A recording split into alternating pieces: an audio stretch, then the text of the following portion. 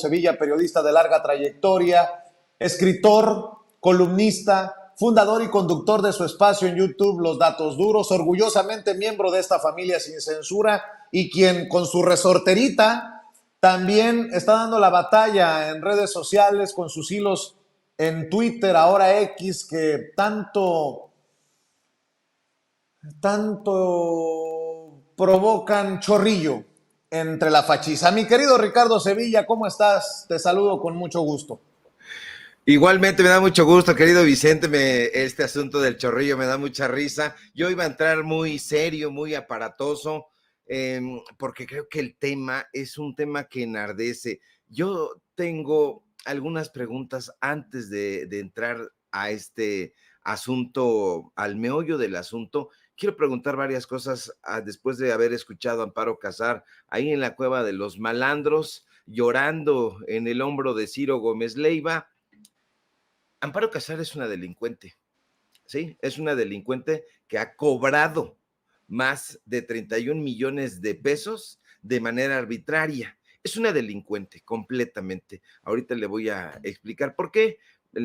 Vamos a hacerlo de manera más o menos socrática a partir de algunas preguntas que yo tengo, pero lo vamos a entender muy bien. Es una delincuente. Yo me pregunto, ¿no debería el Canal 11 ya rescindir el contrato de esta señora que ha cobrado indebidamente más de 31 millones de pesos? Se pensaba en enero que eran más de 17 millones de pesos, hoy se sabe que son más de 31 millones de pesos, pero no extraña que tengan a un personaje de dudosa reputación ahí sí, en Nexos, que es colaboradora de ahí, en Letras Libres, que también es colaboradora de ahí, en Excelsior, que es columnista flamante del periódico que maldirige Pascual Beltrán del Río, pero en el Canal 11, pues está demandada por Petróleos Mexicanos, está demandada por la paraestatal, pero bueno, entrémosle ahí al análisis, porque a lo mejor usted va a decir, ahí está hablando la víscera, Ricardo, ese es tu parecer. No, no es mi parecer, está demandada completamente. Claudio X González, Amparo Casar, protagonizan este nuevo escándalo. Un escándalo, Vicente, que revela desde mi punto de vista, siempre desde mi punto de vista, porque aquí yo ejerzo mi opinión, es la revelación de la maldad que se anida en el podrido corazón de estos personajes. Y usted ya le escuchó cómo está llorando de una manera desfachatada, pero además desfachatadamente pidió una pensión para ella, para sus hijos, cuando su esposo murió al caer del 12º piso de la torre de Pemex. Oye, pero ¿cómo conocía de esa información el presidente López Obrador? Haga usted cuentas, eso fue en 2004. Él era el jefe de gobierno capitalino, el presidente, ahora presidente López Obrador. Pero esa muerte, Vicente, fue catalogada como suicidio.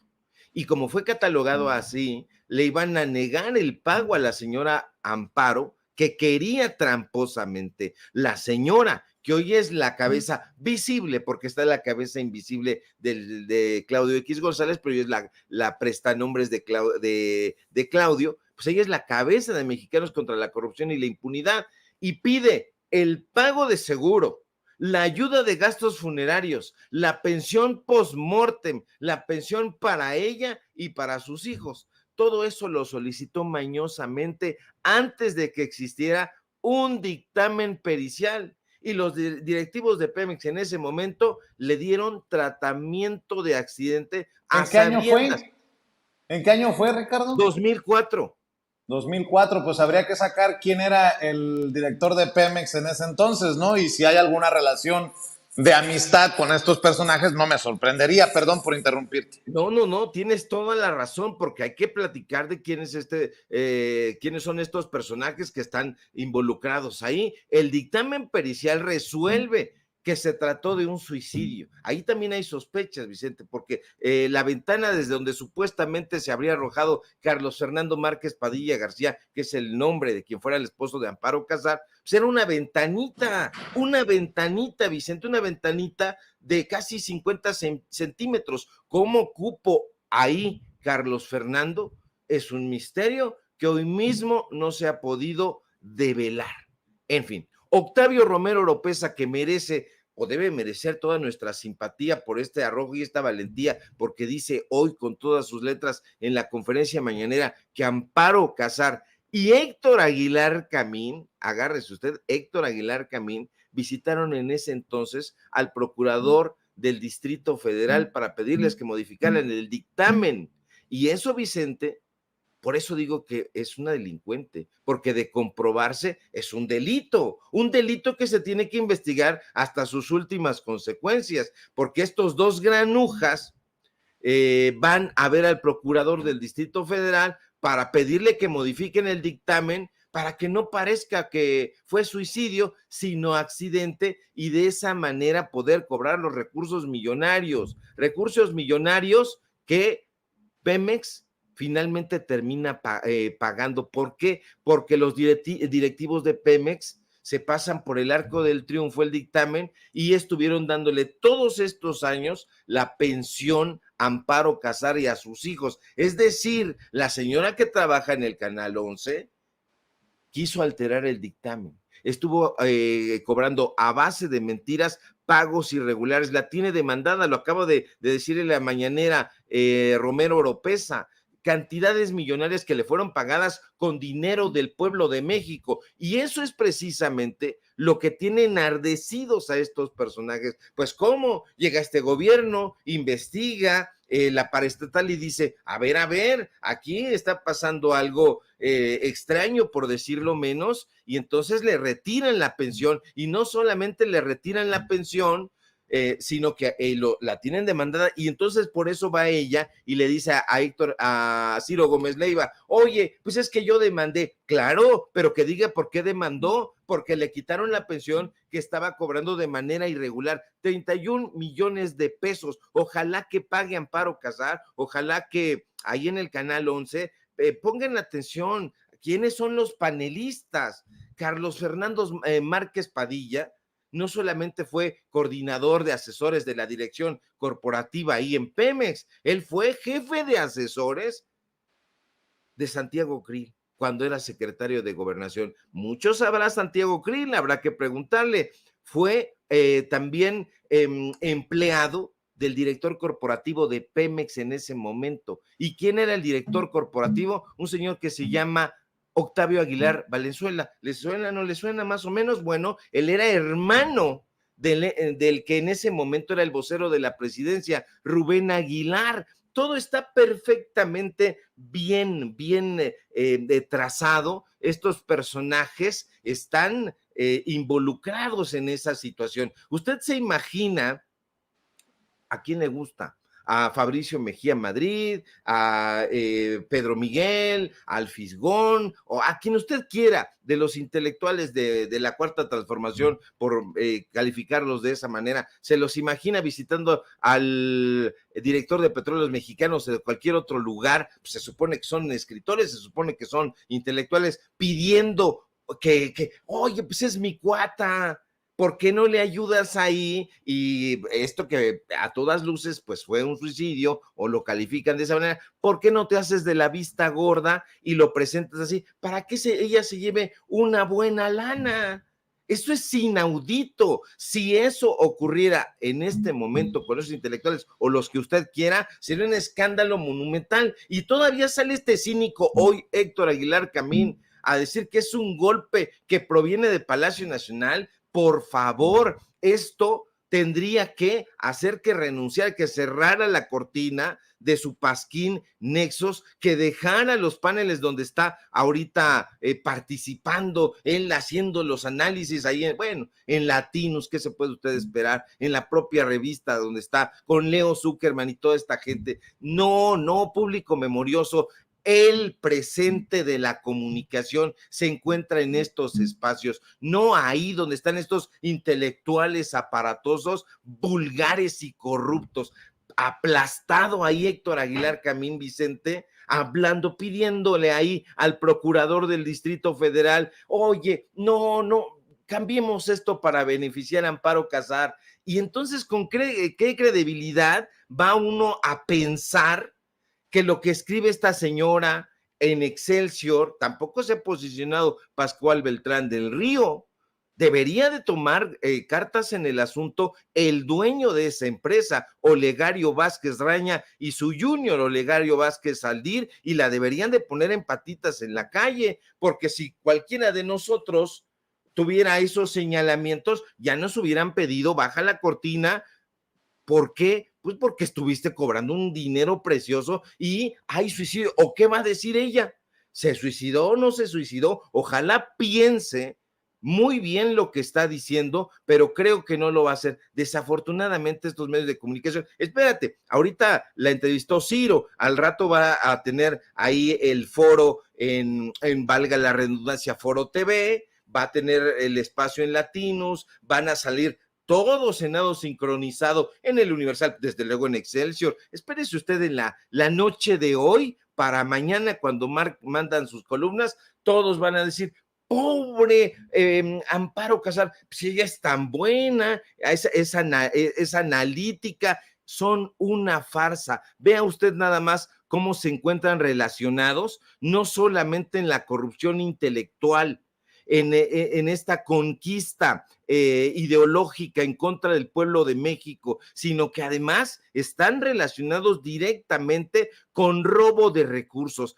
Esto, Vicente, no tiene vuelta de hoja. La señora cobró de manera irregular más de 31 millones de pesos, metiendo ahí documentación, como decimos aquí en mi barrio, documentación hechiza. Esto lo vamos a seguir tratando, mi querido Vicente.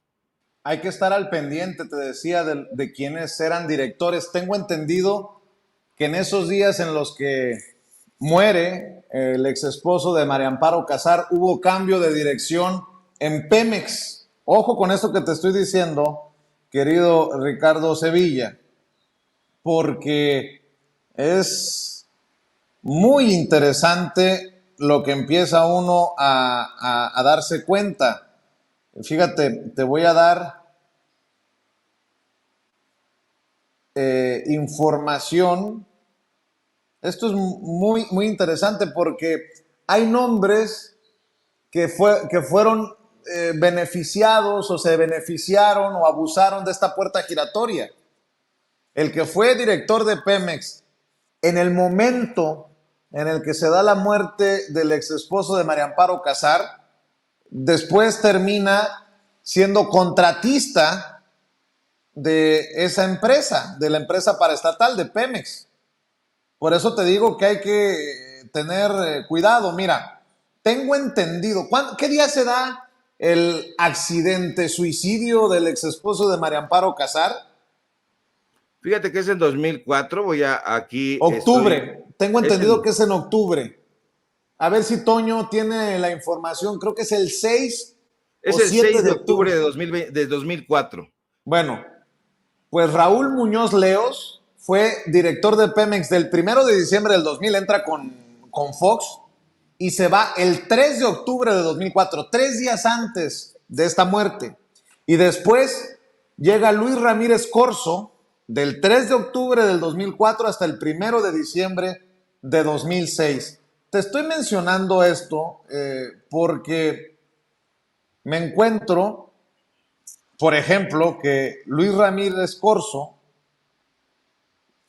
pocos meses después de que dejó en 2006 la dirección general de Pemex, creó junto a otros exfuncionarios una empresa petrolera en Texas. O sea, estamos hablando de el poder, en la élite del poder, mi querido Ricardo Sevilla. Tengo entendido que este personaje también está involucrado con otros nombres que aparecen en los Pandora Papers por contratos. Así que te digo, creo que deberíamos de ir deshojando la margarita, porque este caso que primero expone en su libro Gracias el presidente Andrés Manuel López Obrador y que hoy se exhibe en la mañanera, nos puede dar mucha carnita, muchísima más carnita, Ricardo. Mucha carnita, tanto que la fuente, una de las fuentes que revela que Amparo Casar y Héctor Aguilar Camín fueron a la Procuraduría en ese momento, pues es una persona proba de toda la confianza. Yo te lo digo así, y que es la fuente, hay que decirlo, y vamos a hacer la revelación aquí porque no se ha mencionado su nombre. Bernardo Batis. Bernardo Batis es la fuente. ¿Por qué Bernardo Batis? Porque Bernardo Batis era el procurador capitalino en ese momento. Él estuvo designado ahí por el jefe de gobierno capitalino en ese momento, Andrés Manuel López Obrador. Estos personajes tienen el cinismo, Amparo Casar y Héctor Aguilar Camín, de presentarse en la oficina de Bernardo Batis y solicitarle que cambie la Procuraduría Capitalina, en ese momento no era la Fiscalía, el dictamen pericial. ¿Y qué es lo que hace la Fiscalía? Se niega. La Fiscalía resuelve que se trató de un suicidio. Es decir, aquí no está involucrado Bernardo Batis. Bernardo Batis dijo no, no se puede. El dictamen resolvió que se trató de un suicidio. Así lo tiene calificado. Se mandó ese dictamen a Petróleos Mexicanos, pero en Petróleos Mexicanos se pasaron por el arco del triunfo el dictamen pericial que había calificado que se trató de un suicidio. Y ellos dicen, bueno, pues no pasa absolutamente nada. Nosotros acá nos hacemos de la vista gorda y entregamos pensión. Entregamos pensión para Amparo Casar, pensión para sus hijos, indemnización, pago post-mortem, ayuda funeraria, etcétera, etcétera. Estamos hablando de 31 millones de pesos. Probablemente para estos personajes sean nada, pero para el pueblo de México, y además habla de la vileza, como un personaje que se percibe a sí mismo y quiere darle la idea a la gente que es un intelectual, y los intelectuales se supone debería de tener una visión siempre humanista. Bueno, pues esta señora no quiso verle la cara a la paraestatal con ayuda de los directivos de Petróleos Mexicanos, y lo consiguió. Viene este gobierno y entra Romero Oropesa a Petróleos Mexicanos, se hace la investigación, le quitan la pensión, se la retiran evidentemente por estas tranzas, por estas tropelías, y entonces ella demanda, y ahora le va a decir a Ciro Gómez Leiva que ella es la buena del cuento. No, señor, no, señora, aquí esta señora tuvo la ayuda, y ahí paseándola Héctor Aguilar Camín. En este momento deberían de deslindarse, Nexos, claro, Letras Libres, Excelsior, pero no lo van a hacer, Vicente. Van a tener ahí como colaboradora a esta señora que le robó al erario. Pues si se menciona en el caso de María Amparo Casar a Héctor Aguilar Camín, yo preguntaría, ¿metió la mano para ayudar a María Amparo Casar el exdirector de Pemex o el en ese entonces actual director de Pemex? ¿Cuál de los dos? Si alguno. Porque el que dejó la dirección de Pemex 3 días antes de que muriera el ex esposo de María Amparo Casar era Raúl Muñoz Leos, acusado de corrupción y en su momento también vicepresidente nacional de la Coparmex. Pregunto, nada más pregunto, porque este señor, Raúl Muñoz Leos, fue un personaje de los más poderosos, por llamarlo de alguna manera, en la política mexicana. Conste que aquí estoy dando dos nombres. El que dejó de ser director de Petróleos Mexicanos el 3 de octubre de 2004, 3 días antes de que muriera el ex esposo de María Amparo Casar, y quien llegó después de él, Luis Ramírez Corzo, quien también terminó involucrado en temas de corrupción. Pues, ahí te la dejo para que sigamos rascándole, mi querido Ricardo Sevilla, para ver si el ex o el actual en esos momentos eran amigos de Héctor Aguilar Camín, de María Amparo Casar, y empezar a determinar quién metió la mano, dónde quedó la bolita. Oye, por cierto, mi querido Ricardo, no sé si tengas algún otro comentario sobre el caso de María Amparo Casar, porque también quiero que hablemos del extraño caso del obispo de Chilapa. ¿Qué desmadre se ha desatado con el fiscal en Morelos, Uriel Carmona, básicamente defendiendo al obispo, la Secretaría de Seguridad Pública dando a conocer información sobre el caso, y hoy ya es un desmadre en los medios de comunicación? Falta que aparezca el obispo y aclare qué fue lo que pasó. Dicen que hay registro de que entró a un hotel con una persona del mismo sexo, que le encontraron coca en el organismo, pastillas de Viagra, un lubricante, válgame Dios. Ahora sí que, como decía mi nana, que en paz descanse, Ave María Purísima, mi querido Ricardo Sevilla. Así es, mi querido Vicente, vaya caso el de Salvador Rangel Mendoza, este obispo emérito, emérito, es decir, para siempre, vitalicio, de ahí de la diócesis de Chilapa, pero en realidad la capital es Chilpancingo, Chilapa, o sea, tiene él influencia gracias al episcopado en toda esa región, y ahora sí que como dice la canción, Vicente, no andaba muerto ni secuestrado, andaba de parranda. Los propios medios de comunicación corporativos han ayudado a develar lo que ha sucedido, se han dado a conocer exámenes toxicológicos que, como tú bien apuntas, muestran la presencia de cocaína y bueno, pues otros estupefacientes. No hay marcas de cuello en ninguna parte, no hay ningún tipo de forcejeo. Se entrevista también a los paramédicos dijeron, y yo creo que eso cayó muy mal en la versión de la Procuraduría de Morelos, y bueno, pues el señor, reportan los paramédicos, estaba inconsciente, desnudo, en una habitación que ya vimos ahí que cuesta 199 pesos, que es el Hotel Real de Ocotepec, y los paramédicos presentan además las pertenencias del paciente, entregan ahí la bolsa negra, ahí el pantalón de vestir, y bueno, pues sí, se encuentra toda esta parte, gel lubricante, un estuche con condones, 6 condones tenía de acuerdo a lo que dicen ahí, y bueno, pues uno estaba abierto, vaya usted a saber si lo usó o no lo usó. Se habla de las pastillas azules, las famosas que tienen el nombre de sildenafil, lo pueden ya, son nombres comerciales ahí de Viagra y otros nombres. En fin, como tú dijiste hace un momento, a nosotros nos importa un cacahuate, las tendencias,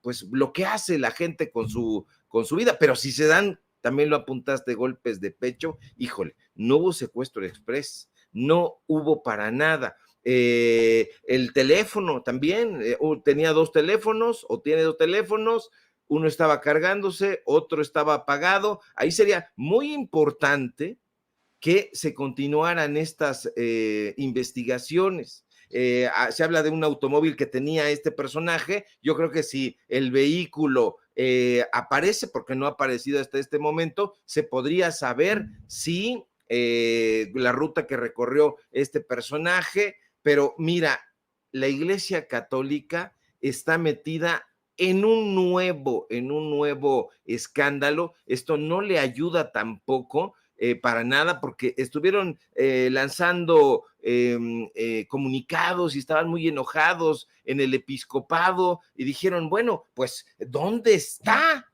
No aparece. Y es lo único que han dicho. Han estado muy enojados cuando la supuesta desaparición, emiten un comunicado en la conferencia del episcopado y nada más.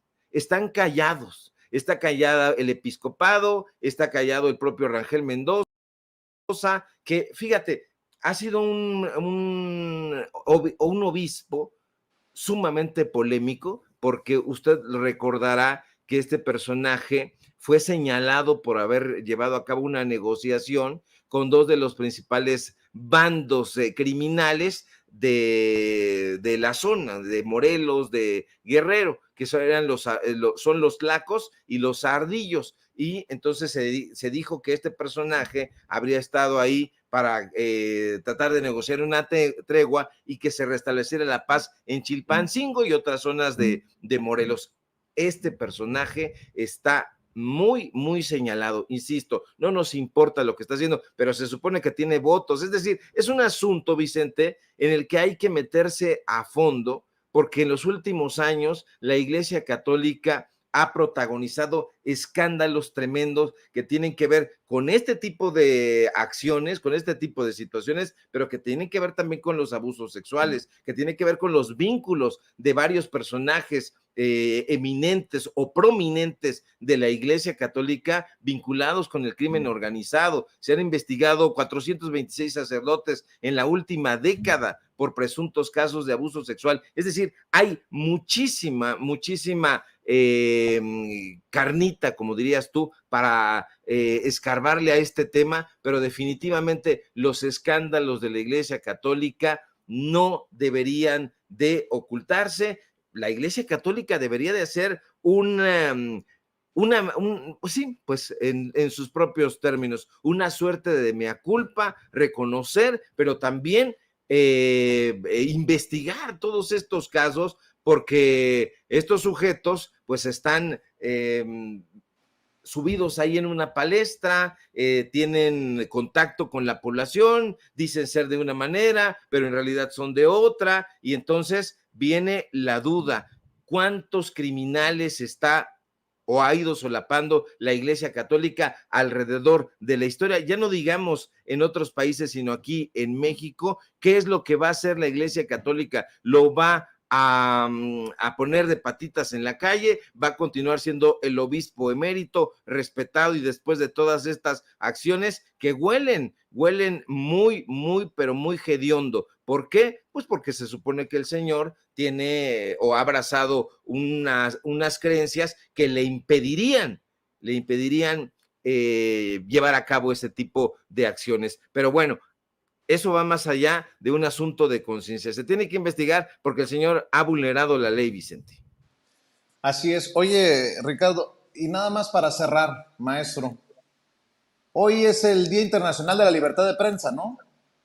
Sí, también del albañil. Yo me siento más albañil que periodista, así que le mando, permíteme, antes de entrarle al asunto de la prensa, déjame mandarle un saludo a los amigos al Tejón, al Tornachito, a Don Juan, a toda la banda de maestros albañiles con los que he tratado, me caen muy bien. Yo me siento muy albañil porque vamos construyendo con tabiques una opción periodística, y bueno, pues eso ya tiene que ver con la libertad de expresión. Entonces, saludo a todos, Vicente, tanto a los amigos en el Día de la Santa Cruz, que ahorita están, dijiste tú carnita asada, Vicente. ¿Cómo que carnita asada? Eso no se estila aquí. Aquí se estilan los michotes, la barbacha, las carnitas. Bueno, me acordé de Sonora, mi querido. Ay, así es que eres norteño. Oye, pero iba con mi sarcasmo al Día de la Libertad de Prensa por algo, mi querido Ricardo Sevilla, porque nosotros somos pseudo periodistas en medio de dudosa reputación. En el Día de la Libertad de Prensa, en el Día Internacional de la Libertad de Prensa, rindamos homenaje, guardemos respeto por aquellos y para aquellos que sí ejercen la libertad de prensa, como Víctor Trujillo, el hombre detrás de Broso, que a la hora de entrevistar a Santiago Tajada, lo confronta, lo arrincona y después se da la vuelta y le pone las nachas. Vea y escuche. ¿Tú no tienes nada que ver con la mafia inmobiliaria? No.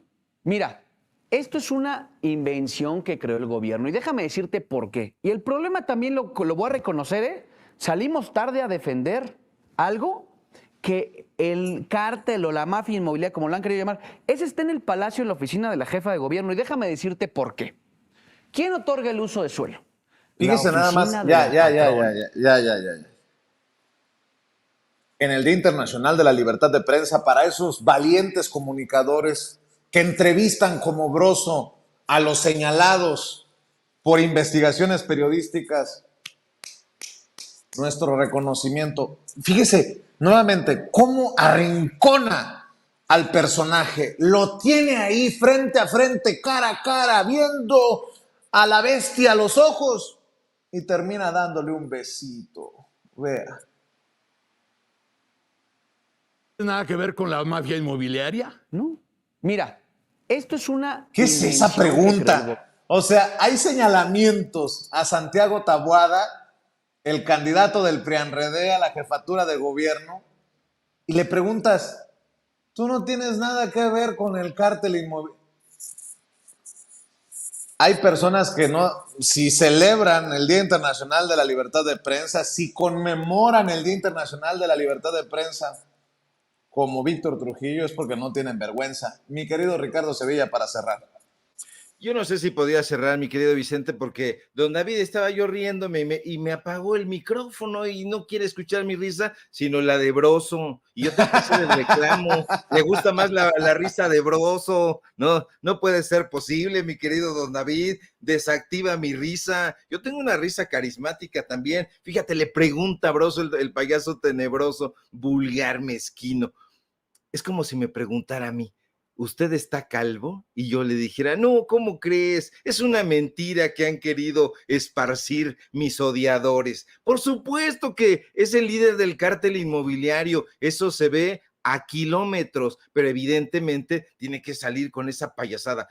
¿Es usted, tiene algo que ver con el cártel inmobiliario, la mafia inmobiliaria? No, ¿cómo crees? Yo soy un hombre bueno, soy un hombre probo y quiero el bienestar para toda la gente aquí en la Ciudad de México. Son unos descarados y estos personajes ya no tienen absolutamente ninguna credibilidad. Ni el líder de la mafia inmobiliaria, llamémosle así, ni el payaso que nunca ha tenido los suficientes arrestos para plantarse y decir, yo soy Víctor Trujillo y me voy a dejar de payasadas. Voy a hablarle desde mi punto de vista. No tengo que tener este disclaimer por si la defeco, entonces le echo la culpa al payaso. Ah, es que el payaso es el misógino, es que el payaso es el acosador, es que el payaso es el burdo. Yo no, Víctor Trujillo no. No, nosotros no tenemos que andar con payasadas para decirle en su cara a este señor que es un chayotero, que trabaja a las órdenes del tramposo Roberto Madrazo y que ese medio de comunicación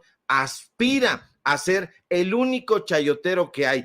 Todos los días nosotros le presentamos a usted un reporte, una radiografía periodística de los diferentes acontecimientos que están sucediendo en México. Pero este señor, junto con Loretito, todos los días, y desmiéntame usted, si no, han estado lanzando diatribas en contra del presidente López Obrador y en contra de la Cuarta Transformación. No salen de ahí. Siempre lo mismo, son como Raúl Velasco, siempre lo mismo, pero afortunadamente, Vicente, la gente está ya huyendo de esos espacios porque sabe perfectamente que más allá de sus payasadas, estos sujetos, en lugar de periodistas, son simple y burdamente payasos.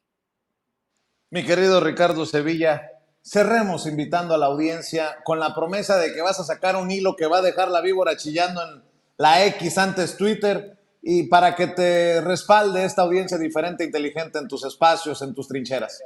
Claro que sí, mi querido Vicente, público memorioso. Síganme en mis redes sociales, síganme por favor en X antes Twitter, @SevillaCrítico, en Facebook Ricardo Sevilla y nada más. Síganos por favor en Paralelo 24, este portal de investigación periodística. Síganos en Los Datos Duros. Hoy tenemos informativo en punto de las 9 de la noche, por supuesto aquí en La Familia Sin Censura, y en un ratito más subimos con esto que nos acabas de decir, mi querido Vicente, datos muy interesantes, datos duros, subimos el hilo porque sí, hay que seguirle revelando y develando a la gente quiénes son estos corruptos que han desvalijado a la nación. Un fuerte abrazo, excelente fin de semana.